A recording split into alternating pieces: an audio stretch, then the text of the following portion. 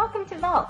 We're here today to demonstrate Viva Vault, our cloud-based application used to manage Aveo's promotional materials, medical affairs, and PR documents in a secure and collaborative environment.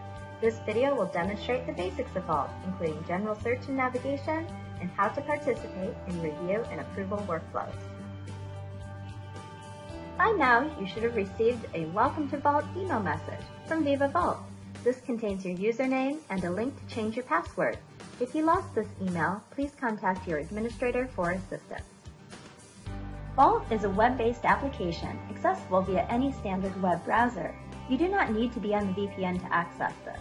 Simply navigate to login.vivavault.com and enter your username and password, and you'll be able to access the system. If you forgot your password, simply click on the link and a new one will be emailed to you.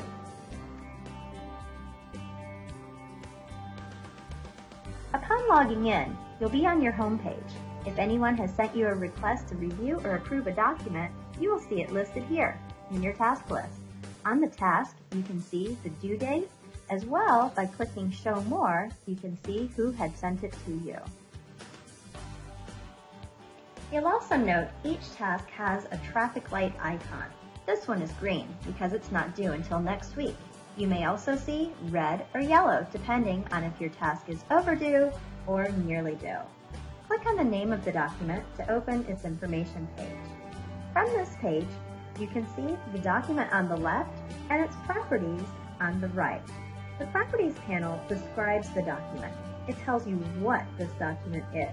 It has sections describing the PRC details, other details, and usage and dates, and 2253 submission details. You'll also be able to see all of the references from this page. On here I can see the reference that has been added onto the document. I can also see other related pieces. You may use related pieces to identify things that are part of a package together. For example, if you had an envelope and a letter that goes into an envelope, you could note them as related, or just anything that should be grouped or managed together. Any of these links you can click on, and that will open up the information page for that related document. Back to our original document, you may also see links for the references on here. These are going to be indicated by the little paper clip. This is also a clickable link, and this can be used to identify when we have statements that are within your promotional piece that are referenced by some sort of reference article or other publication. To navigate to those, simply click on the link, and that will open up the reference, and it will highlight exactly where that reference is going to. To review a piece, I recommend viewing it using the full screen option. This will open it up and expand it to use your whole viewing area. Within this viewer, you can use the toolbar up at the top to navigate through the document. You can use the arrows to go from page to page, or you can use the scroll bar to scroll through it. The menu also offers the ability to see all of the pages, which would be presented as little thumbnails. You can also use the tools to either find or search for certain text within this document, or to navigate through bookmarks if they had been created in it. You can also use these arrows to rotate the orientation of the page either right and left, depending on what you want to see.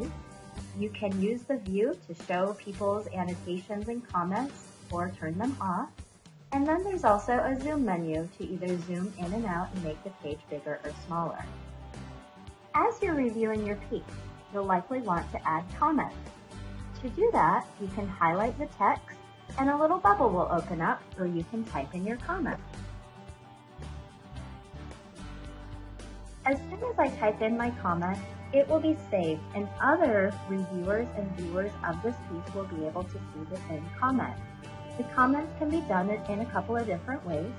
When I highlight it, it's initially starting off as a highlight, but clicking on here, I can change that to either insert, to stripe through the text, or to do an edit. An edit will take the text that I had highlighted and pre-populate it into the bubble so that I can make any suggested wording changes. As we add on comments, you may want to see a consolidated list of all of your comments. You can do that from the Notes view, and that will show a list of all of the comments that have been added onto this piece, both by you and other reviewers. You can see that it can be sorted by the person who created it, by the date that they created it, by the page number that it's on. Each of these contains a link so you can get back directly to where that comment was. And if this looks a little jumbled to you, you can always arrange your comments using this icon so that they're displayed over in the margin and out of your way. During the review process, you or others may wish to reply to other people's comments. You may agree to somebody's comment and want to indicate that, or perhaps you have an answer to a question that they have asked inside the comment. To reply, you can click on the comment and click on the reply button, and that will save it as a thread after the initial comment. So that way you can contain a whole conversation within here to be able to quickly and easily resolve issues.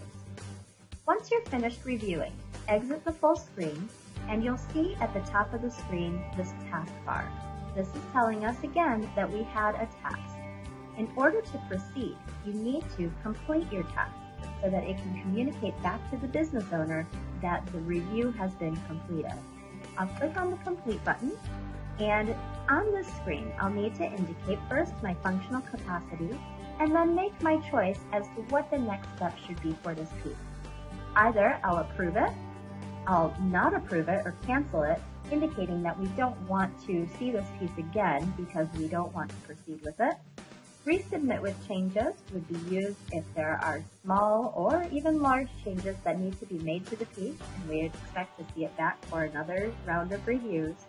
Or if you'd like to communicate to the business owner that a meeting should be scheduled or at least a phone conversation, you can click on the Request Live Discussion and that will be communicated back to the business owner. In any case, you'll always have the ability to optionally add comments where you can type in any sort of free text comment that will be shared back with the business owner. If you approve, you'll need to enter in your electronic signature.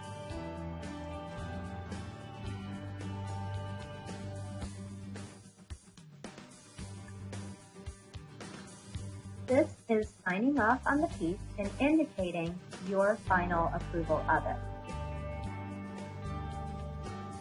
Once you and all of the other reviewers have completed their review tasks, the business owner will receive a task to assess the outcome. They'll have the ability to view the verdict provided by each of the reviewers. The choices that they'll have would either be that they can indicate that rework is required, meaning that the piece is going to go back to the draft state and either the business owner or creative agency will make corrections and upload a new version and send it back out to you for review. If the piece was approved, that means that the piece is PRC approved. It may still require partner review, and it may still require 2253 submission before it can be considered final and approved for dissemination. If they have indicated that the piece is not approved, that means that the piece will be in a state of cancel. If you have a piece sent to you for a second review, you may be interested in seeing a comparison of what has changed since the last time you saw the piece. You may also be interested in seeing the comments that you had added on the last time you reviewed it. Both of these bits of information are available from our version history. This is accessed through our little gear here, which is our Actions menu. Click that to view an audit trail. This will give you a history of everything about this piece, but right now we're looking for the version history. This will show you a list of all of the versions that you have access to see, and this little icon will allow you to compare the latest version with the prior version. If you wanted to have a look at the piece where you had reviewed, simply go to the piece that you had reviewed and open it, and then all of those comments that you had added on before will be visible. Now that you've completed your review, let's look at the Vault library.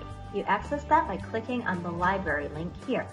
The library contains all of the documents that are loaded into Vault. Each document has its own security settings applied, so you'll only ever see the documents to which you have been granted access. In the library, you can see a thumbnail of each of the documents. You can see their name. You can see their status. The status represents where within the life cycle this particular document is. For example, this one is in draft versus this one has been approved. On the left-hand side of the library, you'll see our filters. The filters allow you to drill down by document type to get to exactly the documents that you're looking for.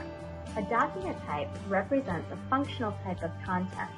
You can see that we'll be storing promotional pieces, medical affairs documentation, PR documents, and references as an example. As you click each of these options, it'll allow you to see how many of each of the different types are already contained within the system. So we have 7 advertisements and 3 direct mails, and so on. You can continue drilling down to get to exactly the information that you're looking for. If you're looking for a certain document, you can either use these drill downs, or you can use the search field up at the top of the screen. As I type in information here, you can see that similar to a Google search, it's automatically suggesting pieces that are matching the term that I'm typing into the field. I can either select one straight from this auto suggestion, or I can click on the search and that will return all of the results. From there, I could continue using the filters to drill down to get to exactly what I need. On the filters, you can drill down by document type, but you may also be interested in drilling down based on any date criteria that we have in the system, where you can either go for a certain time period or within a certain date range.